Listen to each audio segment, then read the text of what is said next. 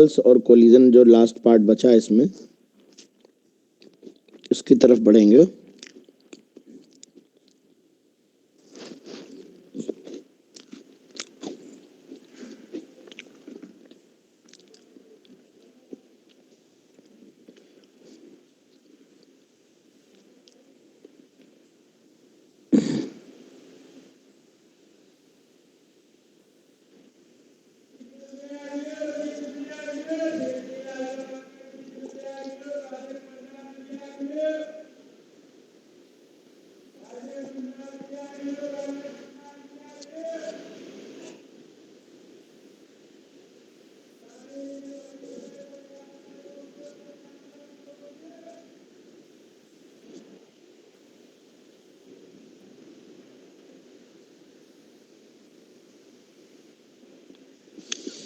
मेरी आवाज आ रही बेटा?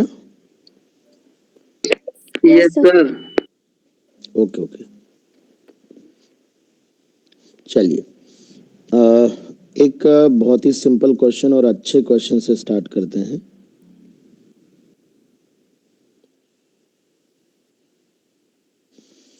एक ब्लॉक है जिसका मास m1 है और एक बॉडी है जिसका मास m2 है। दोनों एक स्प्रिंग से अटैच्ड हैं। स्प्रिंग कांस्टेंट k है और अभी इनिशियली रिलैक्स्ड पोजीशन पे।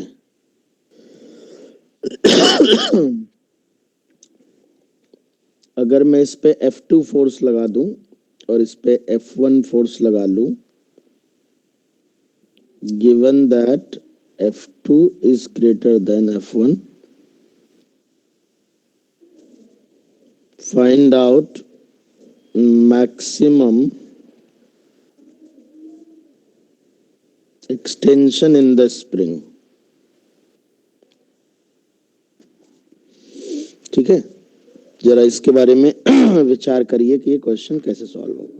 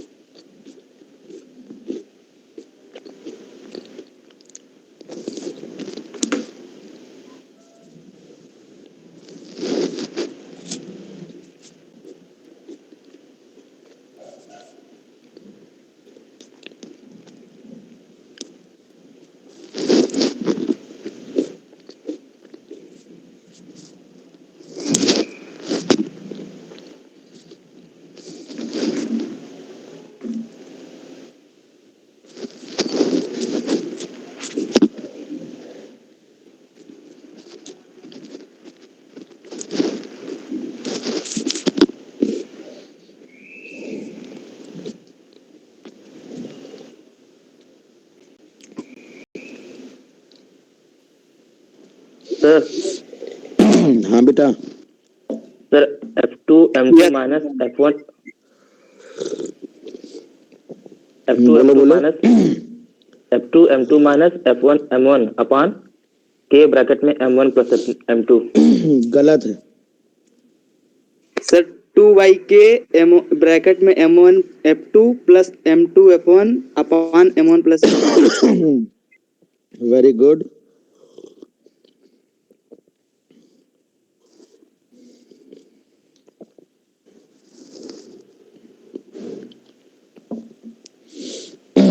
देखिए बेटा,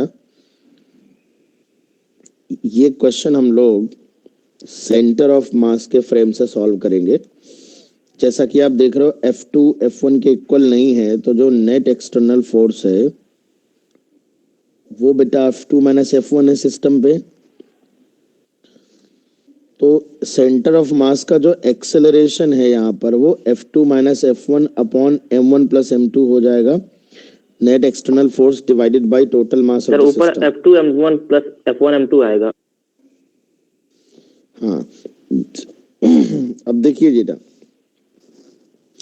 तो यहाँ पर मैं ये कहना चाहता हूँ बेटा, फोर्सेस तो इक्वल है नहीं, तो विद रिस्पेक्ट टू ग्राउंड अगर मैं कहूँ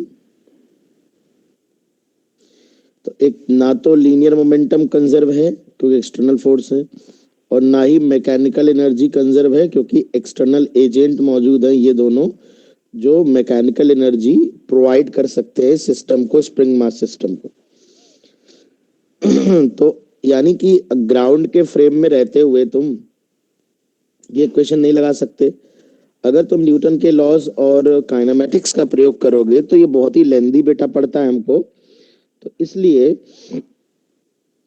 इस चीज को ध्यान दें, ये बहुत ही लेंदी पड़ता है।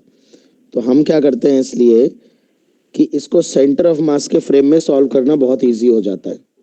सेंटर मास के फ्रेम से सॉल्व करते हैं, है ना। तो याद रखना कि मोस्टली क्वेश्चंस जो स्प्रिंग मास सिस्टम या जनरली होते हैं मैकेनिक्स के, वो इन्हीं दो चार लॉ से ही सॉल्व होते हैं। Linear momentum conservation, energy conservation, work energy theorem, rotation पढ़ेंगे तो आगे एंगुलर मोमेंटम कंजर्वेशन वगैरह यूज होते हैं।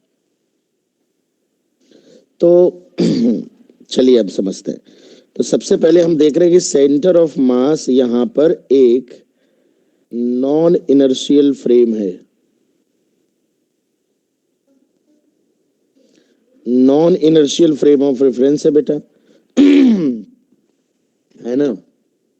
सेंटर ऑफ मास एक non inertial frame of reference है, इसलिए जब सेंटर ऑफ मास के फ्रेम में जाकर देखेंगे तो हमें दोनों बॉडी पर एक एक स्यूडो फोर्स लगाना पड़ेगा। तो आइए relative to centre of mass चलते हैं, और ये बहुत ही इंपॉर्टेंट कॉन्सेप्ट है, इंपॉर्टेंट रिजल्ट भी निकलेगा। बहुत ध्यान से फोकस्ड होकर सुनिए, ये एक सवाल नहीं है, कई सवालों का ग्रुप ऑफ क्वेश्चंस को रिप्रेजेंट कर रहा है। Relative to centre of mass, इसे हम सी फ्रेम भी कहते हैं।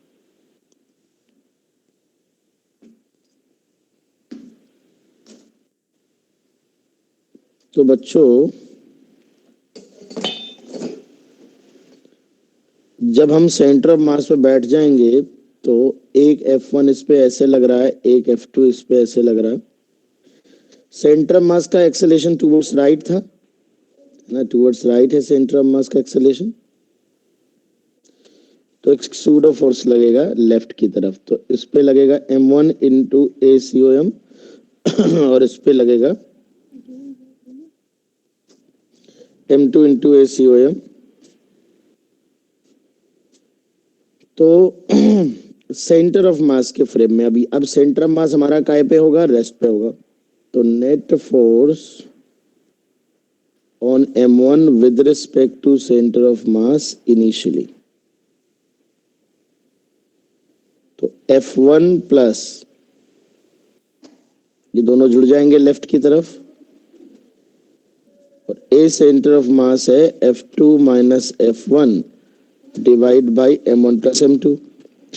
इसको बेटा जब एलसीएम लेके सिंप्लीफाई करोगे तो ये आता है M2 F1 plus M1 F2 divide by M1 plus M2। ये फोर्स लग रहा है, net force on the body with respect to, relative to centre of mass. ठीक है ना। इसी तरह से net force on M2 with respect to net external force on M2 with respect to C frame initially.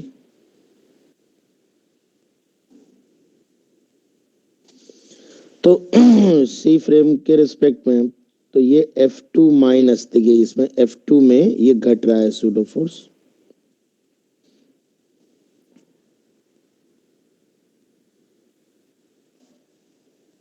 A centre of मास है बेटा F2 minus F1 divide by M1 plus M2। और इसको भी सॉल्व करोगे तो सेम आंसर आता है M1 F2 plus M2 F1। इसका मतलब ये है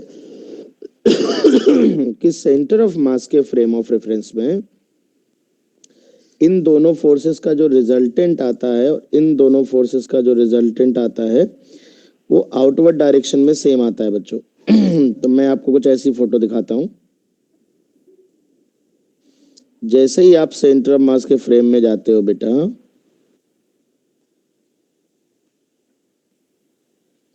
तो इस वाली बॉडी पे जितना नेट फोर्स दिखाई पड़ेगा और जितना इस वाली बॉडी पे दिखाई पड़ेगा M1 F2 plus M2 F1 upon M1 plus M2 और M1 F2 plus M2 F1 divide by M1 plus M2। ये इक्वल एंड अपोजिट फोर्स दिखाई पड़ेगा। मैं इसको कुछ नाम दे देता हूँ, सपोज F नॉट कह देता हूँ मैं इसको, या F relative to centre mass, F relative कह देता हूँ। रिलेटिव का मतलब सेंटर मास के रिलेटिव में हमने फोर्स निकाला, ऐसे नाम दे रहा हूँ। दोनों बॉडी इनिशियली रेस्ट पे है अभी बेटा, अभी तो मोशन शुरू नहीं हुआ, इनिशियल स्टेट की फोटो बनाई। तो हमने क्या किया बेटा, हमने सबसे पहले चूंकि ग्राउंड के फ्रेम में लीनियर मोमेंटम कंजर्वेशन या मैकेनिकल एनर्जी कंजर्वेशन वैलिड नहीं थे, तो सबसे बढ़िया क्वेश्चन टू बॉडी ऑसिलेशन का प्रॉब्लम होता है कि अगर आप ग्राउंड के फ्रेम में सॉल्व नहीं हो रहा तो आप सेंटर मास के फ्रेम में सॉल्व कर लो। तो सेंटर ऑफ मास के बारे में जब जाना तो सेंटर ऑफ मास एक्सेलरेट कर रहा था, सेंटर ऑफ मास का एक्सेलरेशन कांस्टेंट है और जो एक्सेलरेटिंग फ्रेम ऑफ रेफरेंस होते हैं वो नॉन इनर्शियल होते हैं। जब सेंटर ऑफ मास के रिलेटिव में हम जाएंगे तो बॉडी पर एक सूडो फोर्स लगाएंगे। तो एक रियल फोर्स F1 लग रहा था, एक सूडो फोर्स लगा दिया। इस पे एक रियल फोर्स F2 लग रहा था, एक सूडो फोर्स लगा दिया। फिर हमने इस वाली बॉडी का पे इन दोनों का रिजल्टेंट फोर्स निकाला, इन दोनों को जोड़ा, इसको एलसीएम लिया। देखिए M1 F1 और ये M1 F1 कट जाएगा, ये M2 F1 बचेगा और ये M1 F2 बचेगा। इसी तरह ये दोनों फोर्स F2 और M2 सूडो वाला जो है वो अपोजिट है, तो सब्ट्रैक्ट कर लिया और सेम फोर्स आ गया।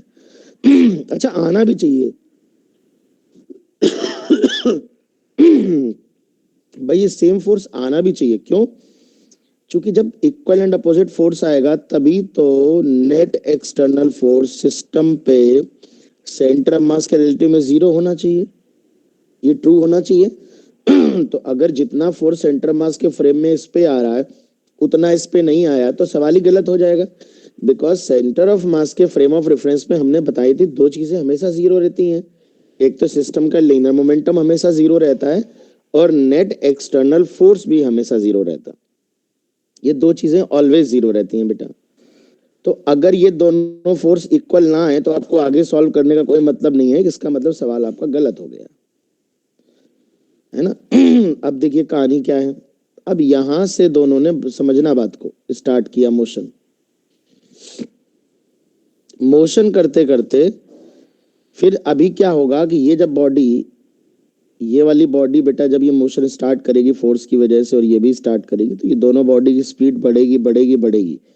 एक समय ऐसा आएगा यहां से कुछ जब इन दोनों की स्पीड मैक्सिमम हो जाएगी और चूंकि मोमेंटम 0 रहना है तो इसकी स्पीड भी मैक्सिमम हो जाएगी। लेकिन हमें स्प्रिंग का मैक्सिमम एलोंगेशन है, इस अभी बॉडी रुकेगी नहीं तो अभी स्प्रिंग में मैक्सिमम एलोंगेशन नहीं होगा, फिर ये स्लो होना चालू करेगी। मैक्सिमम स्पीड वहां होती है जहां इक्विलिब्रियम पॉइंट होता है, जहां kx और ये f रिलेटिव ये वाला फोर्स बैलेंस होगा।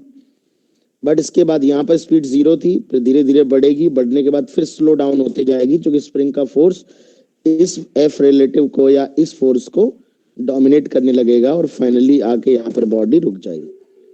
तो ये वाली बॉडी कुछ x1 डिस्प्लेसमेंट चलेगी यहाँ से, और ये वाली बॉडी भी फाइनली आगे रुक जाएगी, ये वाली कुछ x2 डिस्प्लेसमेंट चलेगी।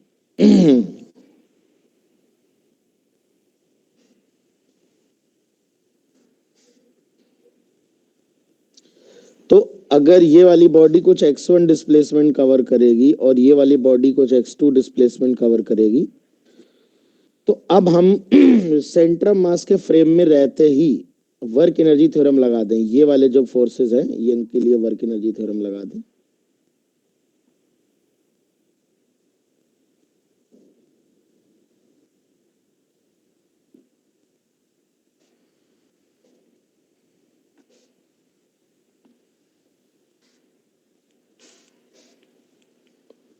वन सेकेंड,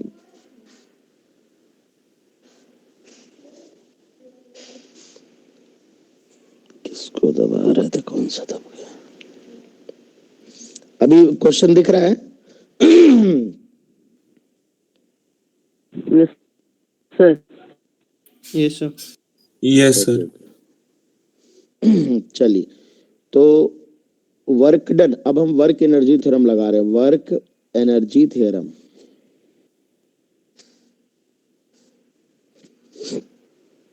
तो वर्क एनर्जी थ्योरम देखिए क्या कहता है, इस दोनों सिस्टम पे पूरे पे लगा रहे हैं। तो दो फोर्स लग रहा है, ये वाला फोर्स लेफ्ट में लग रहा है, एफ रिलेटिव बाद में वैल्यू पुट कर देंगे। ये इस ब्लॉक पे कांस्टेंट फोर्स लगते हुए x1 डिस्प्लेस कर दिया बॉडी को, इस पे सेम फोर्स लग रहा है, इसको x2 डिस्प्लेस कर दिया। और स्प्रिंग का एलोंगेशन जो होगा यहाँ पे वो x1 प्लस x2 के बराबर हो जाएगा, है ना। तो वर्क एनर्जी थ्योरम कहता है total work done equal to change in kinetic energy. Total work done में F relative into x1 left वाली बॉडी पे वर्क डन होगा, इस कांस्टेंट फोर्स का इसका। इसी तरह से राइट वाली बॉडी पे फोर्स राइट लग रहा है, तो बॉडी भी राइट जा रही है। और स्प्रिंग का वर्क डन होता है माइनस हाफ के एक्स स्क्वायर, अगर स्प्रिंग एलोंगेशन हो रही है। तो एक्स मैक्स जो है x1 प्लस x2 ही एक्स मैक्स है ना।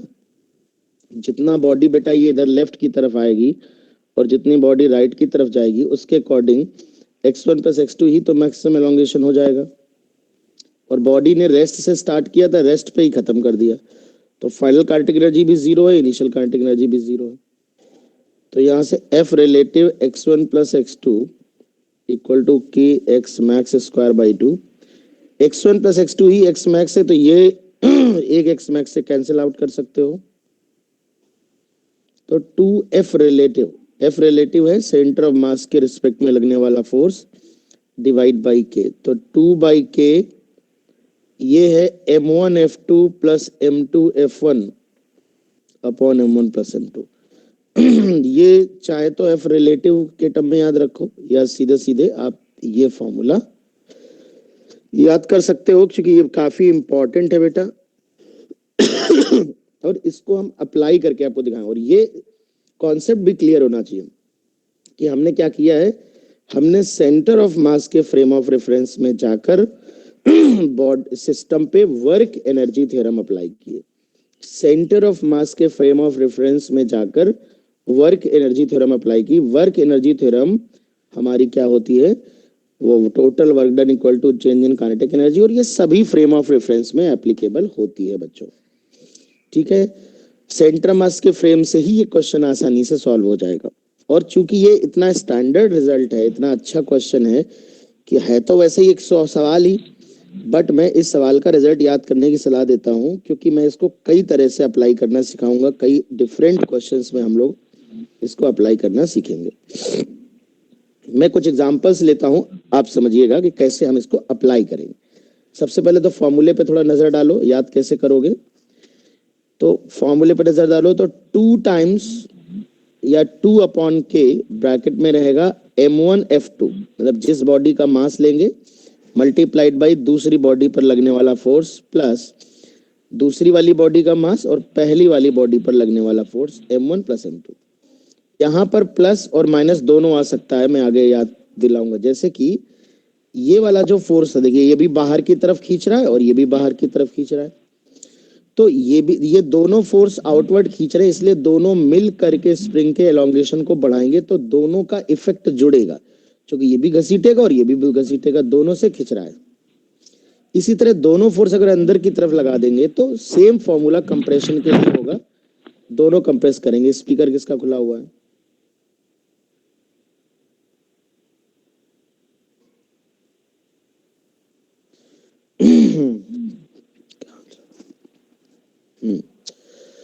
तो मैं ये कह रहा था कि हाँ, तो ये दोनों अगर बाहर की तरफ लग रहे हैं तो भी ऐड होगा, बट स्प्रिंग में इलोंगेशन होगा। दोनों अगर अंदर की तरफ हैं,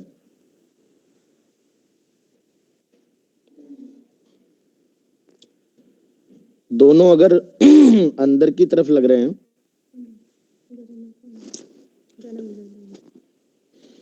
तो कंप्रेशन होगा। तो जो है अगर ये भी अंदर की तरफ लग जाए, ये भी अंदर की तरफ लग जाए तो कंप्रेशन होगा, तो भी ऐड होंगे। बट अगर एक मान लो फोर्स एलोंगेट करना चाहे और एक, अभी हम दिखाते हैं आपको कैसे करोगे। जैसे मैं कुछ एग्जांपल्स में अप्लाई करना सिखाता हूँ।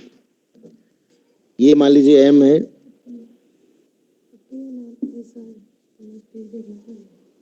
ये एफ है,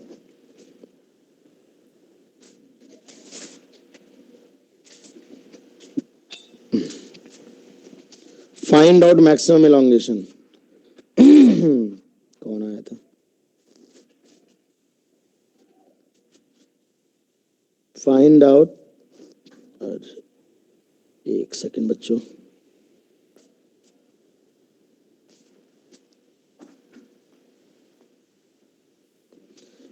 फाइंड आउट मैक्सिमम।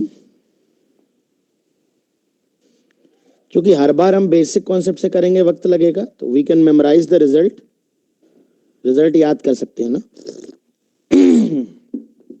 देखो, सबसे पहले ये डिसाइड करो कि एलोंगेशन होगा या कंप्रेशन होगा। और देखो, ये बार खींच रहा है, एलोंगेट करना चाह रहा है, ये भी एलोंगेशन करना चाह रहा है, तो दोनों मिलके एलोंगेशन करेंगे, दोनों के फैक्टर जुड़ने हैं। तो सीधे सीधे आप रिजल्ट लगा सकते हो, 2/k m1f2, इसका मास उस वाले का फोर्स 4f/3k, इसका फोर्स f है। फिर 2m वाले का मास फोर्स इस वाले का लिखेंगे, और m1 प्लस m2 हो जाएगा m प्लस 2m। तो ये 6 हो जाएगा, 3 2 6 प्लस 7 इंटू 2 14 f/3k। ये मैक्सिमम एलोंगेशन हो जाएगा बेटा, है ना। कोई डाउट हो तो बताएं बेटा, फॉर्मूला कैसे लगाना है। और कॉन्सेप्ट है ये, तो मैं फॉर्मुलाइज कर दिया मैंने सवाल को, है तो ये सवाल ही। लेकिन अब आप सोचिए, पूरा करना पड़ेगा तो सेंटर ऑफ मास का एक्सेलरेशन निकालना पड़ेगा, देन दोनों पे सूडो लगाने पड़ेंगे। और मैं सारे एग्जांपल करा दूंगा जिससे आपको गड़बड़ी नहीं होगी। जैसे मान लो, यस बेटा, यस बेटा,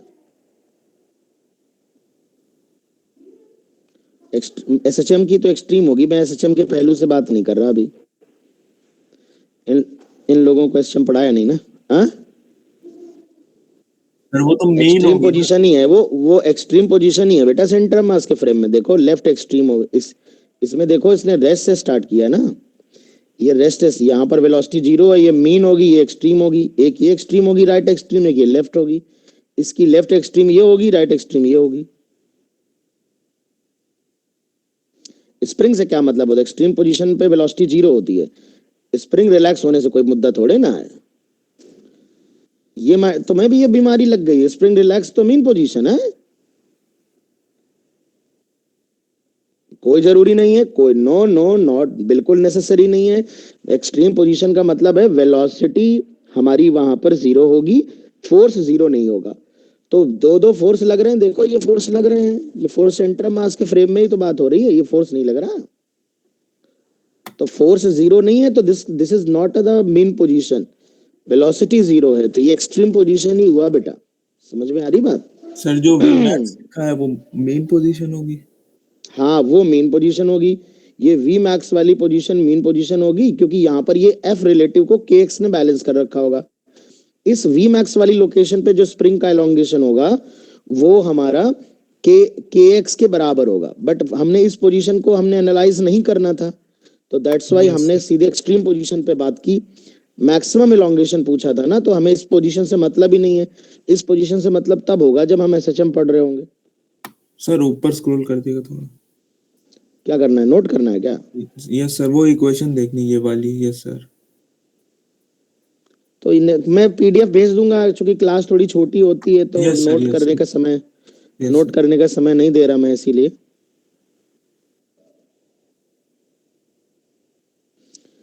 आइए देखते हैं। तो यहाँ पे अगर मैं ऐसे फोर्स लगा दूं F और ऐसे फोर्स लगा दूं 2F, और इस दोनों की वेलोसिटी भी 0 है और स्प्रिंग रिलैक्स्ड है, तो बताओ मुझे देखकर जल्दी से कि मैक्सिमम कंप्रेशन होगा स्प्रिंग में कि इलोंगेशन होगा? कंप्रेशन। होगा आपकी बात। कंप्रेशन होगा। अच्छा बताओ, दोनों कंप्रेस करेंगे कि एक इलोंगेट करेगा एक कंप्रेस करेगा? सर दोनों दोनों कंप्रेशन। दोनों कंप्रेस करेंगे तो फैक्टर जुड़ेंगे कि घटेंगे? सर जुड़ जाएंगे। जुड़ेंगे सर। जोड़ेंगे। प्लस आएगा, समझ रहे हैं ना? ऐसे समझदारी के साथ करेंगे। तो x max is equal to 2/k बाहर ले लिया है, इसका मास इसका फोर्स, तो इस वाले का मास लेफ्ट है और फोर्स है उस वाले का 2F। फिर राइट वाले का मास 4m है और लेफ्ट वाले का फोर्स F है, divide by m1 plus m2। तो 4 2 6 12/5, 12F/5K आ रहा है। देखो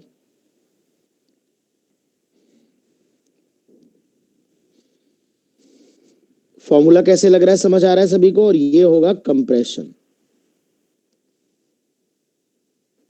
एनी प्रॉब्लम बच्चों? No sir. Very good.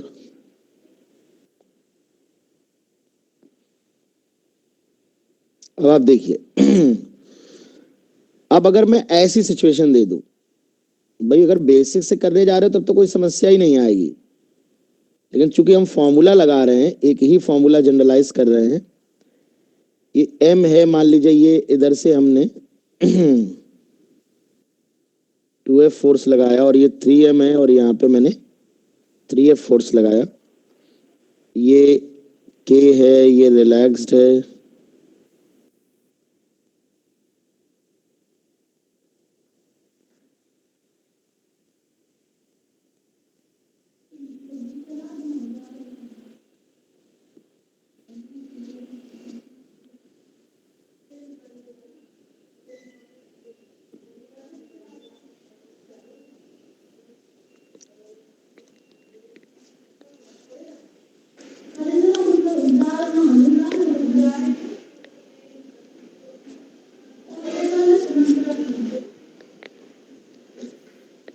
Sir तो अब एक बात बताओ, ये वाला फोर्स धक्का देगा अंदर की तरफ, कंप्रेस करना चाहेगा। ये वाला फोर्स बाहर खींच रहा है इस ब्लॉक को, तो इलोंगेट करना चाहेगा। ये फोर्स कह रहा मैं इलोंगेशन करूंगा, ये कह रहा मैं कंप्रेशन करूंगा। अब डिसाइड करो कि इलोंगेशन होगा या कंप्रेशन होगा। सर हाँ इसमें सीधे माइनस करके मॉड लगा दे। लेकिन अगर उसमें ये कंप्रेशन लिख दिया और इलोंगेशन लिख दिया तो कौन सा टिक करोगे? डिसाइड तो करना पड़ेगा। मॉड तो हम लगा लेंगे, चलो ठीक है, यस सर। मोड तो लगा लेंगे। इसमें ये तो सच है कि x मैक्स जो आएगा इसमें, सुनो सुनो, इसमें हो जाएगा m1f2 माइनस m2f1 होगा बेटा, क्योंकि एक कंप्रेस करना चाह रहा है एक इलोंगेट करना चाह रहा है, तो लगेगा तो माइनस यहाँ। जब भी सेम डायरेक्शन में फोर्स आएंगे तो एक कंप्रेस करना चाहेगा एक elongate, but you will have to decide Compressor. whether there will be compress हो रहा है वैसे compression। तो इसमें। जैसे कंप्रेशन कंप्रेस कैसे पता चला? सर प्रोडक्ट कंपेयर लेफ्ट देखो। वाला जो सर 2F इंटू 2M ज्यादा होगा ना, 2F इंटू 3M का प्रोडक्ट। 2F इंटू 3M ज्यादा होगा, बिल्कुल सही कहा। सुनो, ऐसे भी देख सकते हो या ऐसे देखा जाता है, एक्सेलरेशन इनिशियल देखा जाता है। कई बार बच्चे सोचते हैं ये फोर्स ज्यादा लग रहा है तो इसका फैक्टर डोमिनेट करेगा, तो ऐसा नहीं है, क्योंकि ये वाला इसके साथ मल्टीप्लाई होने वाला है और ये इसके साथ। देखो 3F/3M, अगर हम इनिशियल एक्सेलरेशन देखें, इनिशियल ग्राउंड के फ्रेम में सिंपल दिखा रहा हूं, तो 3F/3M है और इसका जो इनिशियल एक्सेलरेशन है वो 2F/m है। तो 2F/m is greater than 3F/3M, यानी ये वाली बॉडी राइट में ज्यादा तेजी से भागेगी, ये कम तेजी से भागेगी। तो जब ये ज्यादा भागेगी तो स्प्रिंग कंप्रेस होगी। प्यारे बच्चों, समझ में आ रही बात? Yes sir. Yes sir. तो कंप्रेशन विल बी देयर। बस बाकी के लिए ये फॉर्मूला लगा लो, बढ़िया मॉड रखो बाहर, कोई कंफ्यूजन ही नहीं है, कंप्रेशन कंफर्म हो गया है। तो अब देखो किसका है इस वाले फोर्स का इस वाले मास से मल्टीप्लाई होना, और यही प्रोडक्ट ज्यादा है। ऐसे भी सोच सकते हो, एक बच्चे ने बढ़िया कॉमन सेंस लगाया कि ये जो 2f है वो 3m से जब मल्टीप्लाई होगा तो 6mf बनेगा, जो कि बड़ा है तो 2f इंटू 3m, ये वाला फैक्टर डोमिनेट करेगा, और ये 2f वाला फोर्स जो है कंप्रेस कर रहा है। -3f into m divide by m1 plus m2। 6 - 3 3, ये शायद 2f बाई के ही आ जाएगा, मुझे लगता है। नहीं, ये 3 बनेगा, 2 3 2 6 बाई 4, तो 6 बाई 4 और 3 बाई 2 हो जाएगा शायद, है ना? Yes sir. Yes sir. 3f by 2 के हो जाएगा तो इस तरह से आपको ये डिसाइड करने में आसानी होगी कि हमें जोड़ना है या घटाना है। अगर हम चाहें तो इसको पूरा बेसिक से सॉल्व कर सकते हैं। बेसिक से करेंगे तो कैसे निकालेंगे? सेंटर ऑफ मास का एक्सेलरेशन निकालेंगे, 3f plus 2f divided by total mass 4m। Centre mass के फ्रेम में जाएंगे, दोनों पे एक एक सूडो लगाएंगे। सूडो लगाने के बाद दोनों पर इक्वल एंड अपोजिट फोर्सेस दिखाई पड़ जाएंगे, और फिर हम सेंटर मास के फ्रेम में रहते हुए वर्क एनर्जी थ्योरम लगाएंगे। तो दूसरा क्वेश्चन तरीका ये है कि यार एटलीस्ट अगर मेंस में क्वेश्चन आ रहा है, एडवांस में क्वेश्चन आएगा तो मैक्सिमम एलोंगेशन के अलावा कई बातें और पूछेगा आपसे, बट उसमें तो आपको डिटेल में जाना ही पड़ेगा, आपको मजबूरी, आपको रोका नहीं जा सकता। उस तरह के क्वेश्चंस की प्रैक्टिस हम करेंगे लेकिन अगर जेई मेन में क्वेश्चन आता है तो सीधे रिजल्ट ओरिएंटेड क्वेश्चन आएगा, सीधे डायरेक्ट आप रिजल्ट सीधे यही पूछेगा, मैक्सिमम एलोंगेशन या मैक्सिमम कंप्रेशन कितना होगा ठीक है। चलिए एक क्वेश्चन का आंसर बताइए बेटा सभी लोग अपनी कॉपी में।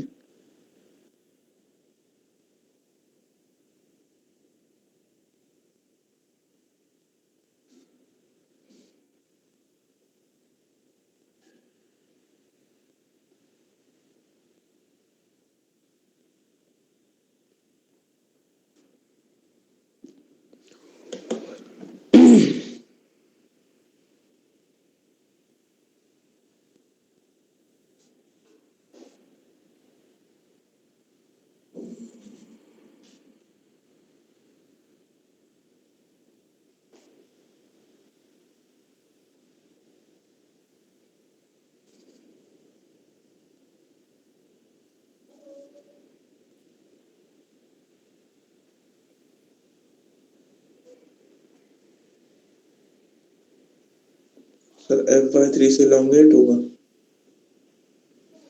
देखते हैं, let's see.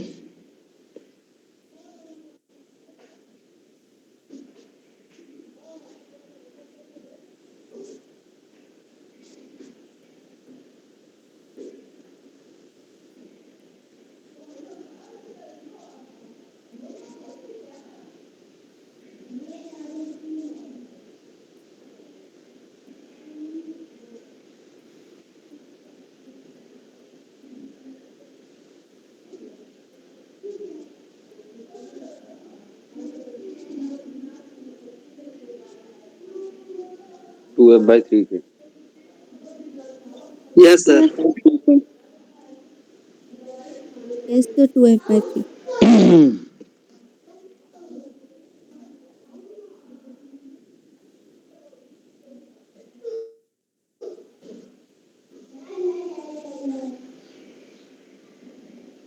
Two F upon 3 के।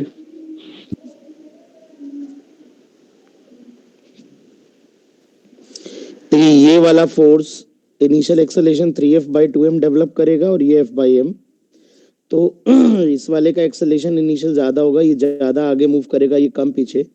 ये एलोंगेट करेगा, ये कंप्रेस करना चाहेगा, बट नेट में एलोंगेशन होगा, तो दिस इज 2/k। इस वाले का फैक्टर ज्यादा होगा, तो 3f into m minus 2m into m upon 2m plus m।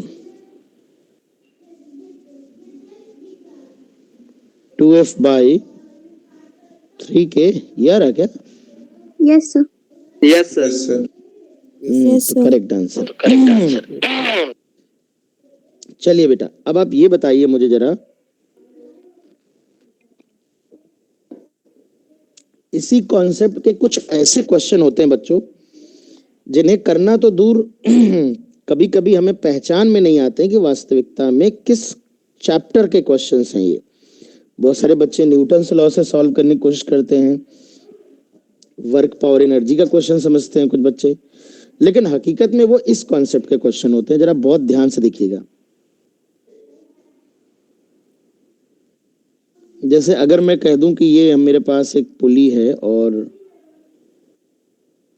ये मैंने स्प्रिंग लगाकर एक m मास का ब्लॉक लटका रखा है और ये मैंने एक 2m मास का ब्लॉक लटका रखा है। स्प्रिंग अभी रिलैक्स्ड है। When spring is relaxed, spring बच्चों रिलैक्स्ड है, both the blocks are released from rest.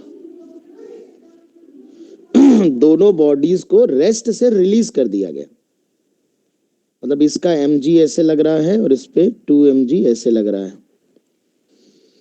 अभी ये स्प्रिंग रिलैक्स्ड है तो डेफिनेट सी बात है ये भी नीचे आएगा mg की वजह से। बचा के बेटा, यश, ये 2mg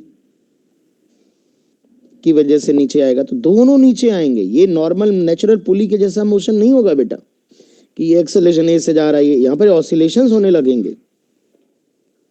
है ना? आज क्लास नहीं है तुम्हारी?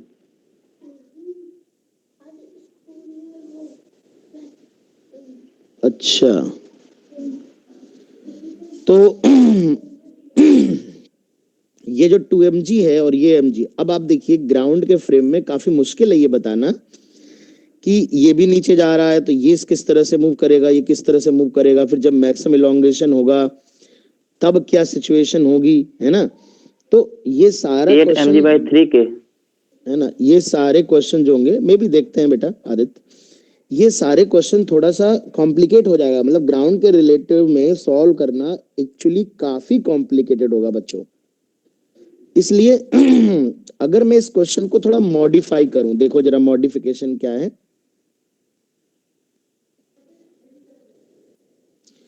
अगर मैं इस क्वेश्चन को थोड़ा खोल के दिखाऊं आपको, इसको थोड़ा मान लूं कि हॉरिजॉन्टल ग्राउंड पे है और ये 2m मास की बॉडी है, ये m मास की बॉडी है, इस पे m वाली मास की बॉडी को एक फोर्स खींच रहा है जिसकी वैल्यू है mg, और 2m वाली मास की बॉडी को जो फोर्स खींच रहा है उसकी वैल्यू है 2mg।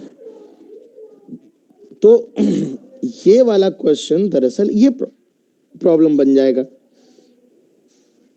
और फिर हम डायरेक्टली इसको सॉल्व करके इसका आंसर निकाल सकते हैं। 2/k इस वाली बॉडी का मास है, उस वाली बॉडी का फोर्स है 2mg, प्लस उस वाली का बॉडी का मास है, इस वाली बॉडी का फोर्स है, और m1 प्लस m2।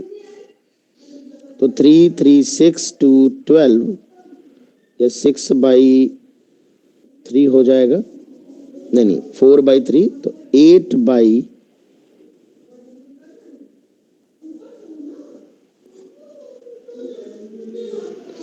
इस तरह से ये मैक्सिमम एलोंगेशन आप निकालेंगे, है ना?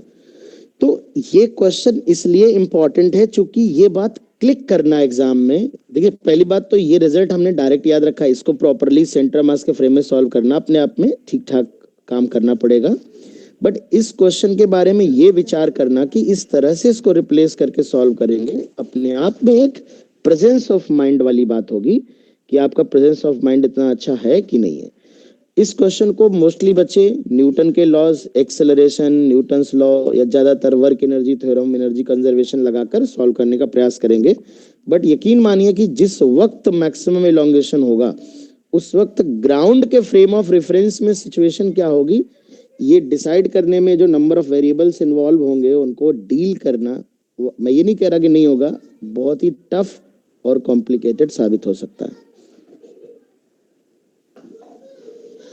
इसलिए इस तरह के क्वेश्चन को इसी तरह से रिलेट किया जाए। ध्यान दीजिएगा, जब स्प्रिंग रिलैक्स थी तब हमने दोनों बॉडी को रेस्ट से छोड़ा है और दोनों बॉडी नीचे जा रही हैं, अपना स्प्रिंग खिंच रहा होगा, तो ये इस तरह से हमने इसको रिलेट किया है।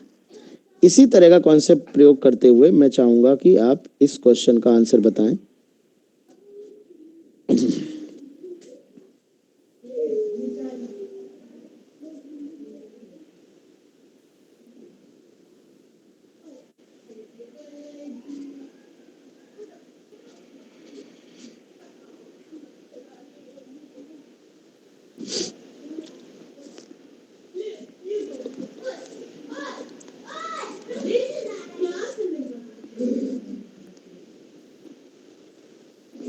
Four M G by 3।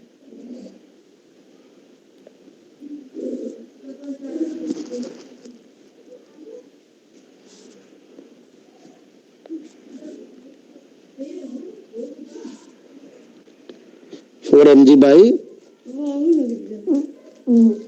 3 के। यस सर, पूरे मिले थे। So 4 mg by blocks 3 by 3. are or released when spring is relaxed.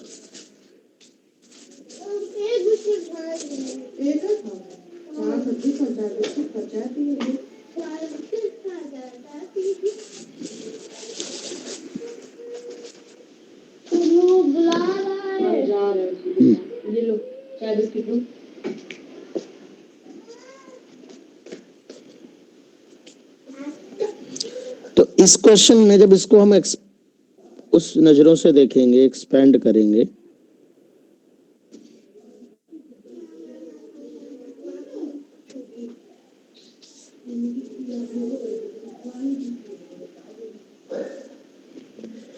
तो ये वाला फोर्स हम 0 मानेंगे बेटा, ध्यान दीजिएगा, क्योंकि ये वाली बॉडी फ्लोर पे रखी है, इस पे वाकई कोई mg नहीं लग रहा, मतलब mg लगेगा बट वो नॉर्मल से कैंसिल आउट हो जाएगा, तो कोई पुलिंग फोर्स नहीं लग रहा जो खींच रहा होगा, जो एलोंगेशन में पार्टिसिपेट करेगा। हाँ, इस वाले पे जो फोर्स लग रहा है वो 2 mg डेफिनेटली लगेगा, क्योंकि इसका वेट केवल पुल करेगा, है ना। तो इसका जो आंसर आएगा वो आएगा x max is equal to, इस वाली बॉडी का मास m, पहले तो मैं 2/k लिख लेता हूं, इस वाली बॉडी का मास m इंटू इस वाले का फोर्स 2 mg प्लस 2m वाले का मास इंटू इस वाले का force 0 upon m1 plus m2, 3m आ जाएगा। 2 to 4 mg divide by 3k will be the maximum elongation। यही आ रहा था क्या? Yes sir. Yes sir.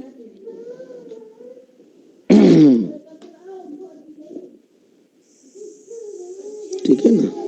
चलिए, तो एक लास्ट क्वेश्चन इस कॉन्सेप्ट। यस बेटा। सर अगर डबल स्प्रिंग अगर जैसे और स्प्रिंग जोड़ दे तो वो कैसे होगा? वो के इक्विवेलेंट ले लेंगे बेटा, series and parallel combination of spring लगा लेंगे, जैसे सीरीज में जोड़ दे रहे हैं या पैरेलल में जोड़ दे रहे हैं, है ना। मैं अभी देखो दिखा देता हूँ, लेकिन फिर वो पर्टिकुलर स्प्रिंग में पूछा जाएगा, है ना, तो वो पर्टिकुलर स्प्रिंग का फिर अलग से निकालना पड़ेगा।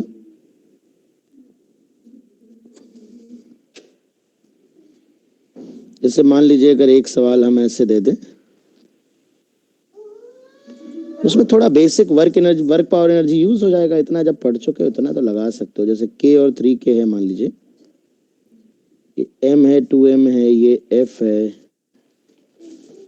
ये 3f है। हमने कहा find out max elongation in each spring. तो सबसे पहले k इक्विवेलेंट हो जाएगा, सीरीज कॉम्बिनेशन है, 1/k equivalent equal to 1/k1 plus 1/k2 या k1 k2 upon k1 plus k2, तो वो हो जाएगा 3k/4। फिर x मैक्स निकालेंगे, पहले पूरे इक्विवेलेंट स्प्रिंग में, इस पूरे को एक स्प्रिंग मानते हुए उसमें मैक्सिमम एलोंगेशन क्या होगा, तो वो होगा 2/k equivalent m1 f2 plus m2 f1 divide by m1 plus m2। तो 2 बाई के इक्विवेलेंट है 3k बाई 4 ऊपर जाएगा, इसका फोर्स F है और उसका मास 2m है, 3F वाला m के साथ आएगा और upon m1 plus m2 3m आएगा। तो 3 प्लस 2 5/3, 5 इंटू 8 ऊपर 40 आएगा, F डिवाइड बाई 9k। ये x मैक्सिमम आएगा, लेकिन ये इंडिविजुअल स्प्रिंग में नहीं आया, ये पूरे दोनों स्प्रिंग में मिला के मतलब इक्विवेलेंट स्प्रिंग में आया। और सीरीज कॉम्बिनेशन में जब इसकी जगह पर एक स्प्रिंग इमेजिन करोगे, आप खुद सोचो, तो इसका जो एलोंगेशन होगा मैक्सिमम वो इन दोनों के, मान लो इसका एलोंगेशन x1 है, इसका x2 है, तो इनके सम के बराबर होगा। तो दो कॉन्सेप्ट यहाँ लगाएंगे फिर, x1 plus x2 is equal to 40f by 9k, दोनों के एलोंगेशन का सम इतना होगा। और सीरीज कॉम्बिनेशन में फोर्स सेम होता है, k1 x1 बराबर k2 x2। एक ये लॉजिक लगेगा, k1 x1 में k वाले में x1 मान लिया है हमने, तो k x1 is equal to 3k x2, यानी x1 बराबर 3x2। तो इन दोनों इक्वेशन से हम x1 x2 अलग अलग निकाल लेंगे। तो x1 को अगर 3x2 रख दोगे तो 4x2 बराबर आ जाएगा 40f बाई 9k, तो x2 आ जाएगा 10f बाई 9k, और x1 जो है वो 3x2 है, वो 30f बाई 9k हो जाएगा। इस तरह से दोनों स्प्रिंग में अलग अलग मैक्सिमम एलोंगेशन आएगा। और ये जो मैंने आपको बताई दो equation, x1 plus x2 equal to, जो पूरे में मैक्सिमम एलोंगेशन होगा के इक्विवेलेंट में, वो इनके इंडिविजुअल के मैक्सिमम एलोंगेशन के सम के बराबर होगा।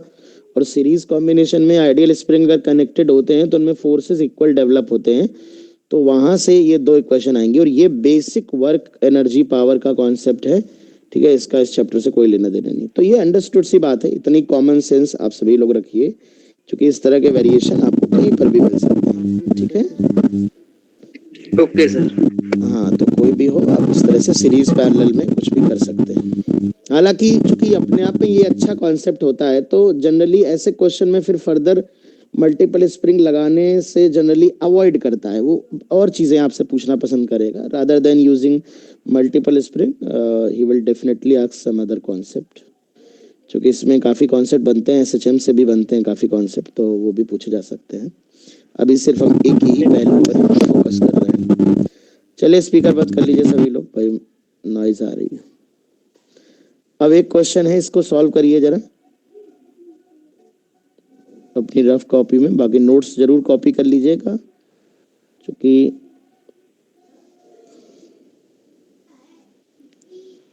ये अगर θ1 है, ये θ2, और ये फिक्स्ड है और ये स्मूथ भी है,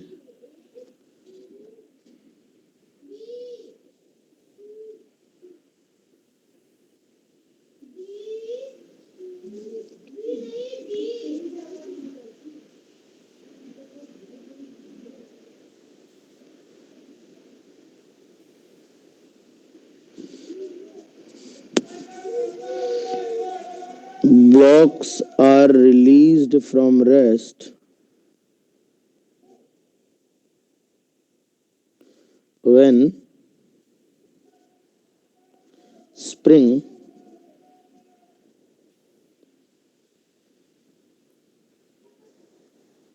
is relaxed.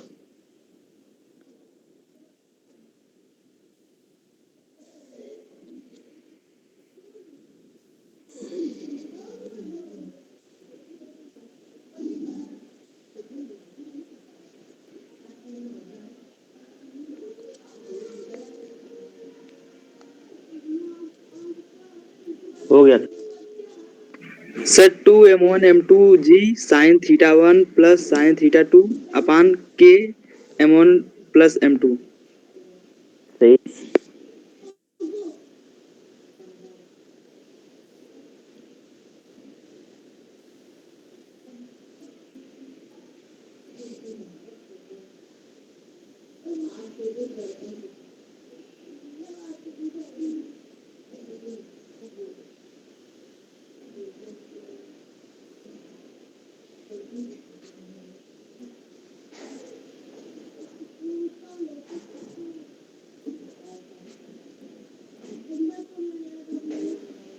के है और क्या होगा।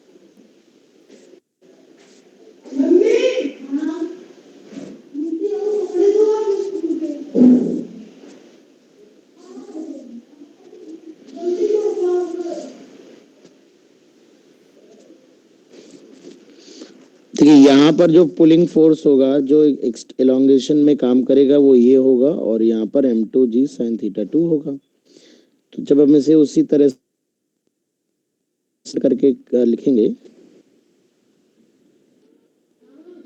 तो इस पे जो फोर्स लग रहा है m1g sin थीटा 1 लग रहा है, इस पे जो फोर्स लग रहा है m2g sin थीटा 2 लग रहा है। तो x मैक्स कितना आएगा,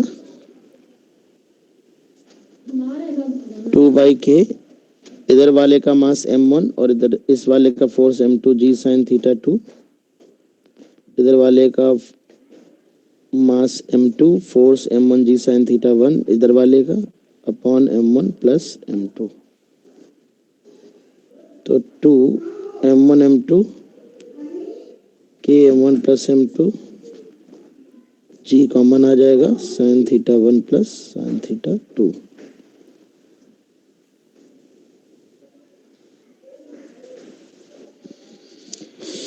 तो इस तरह से बच्चों हम इसे कर लेंगे।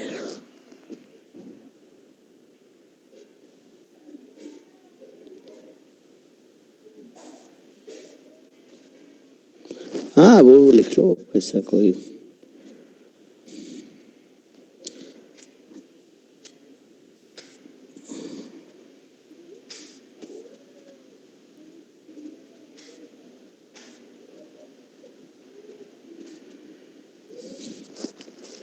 तो इस तरह से बच्चों हम इस कॉन्सेप्ट को पूरा कंप्लीट कर पा रहे हैं।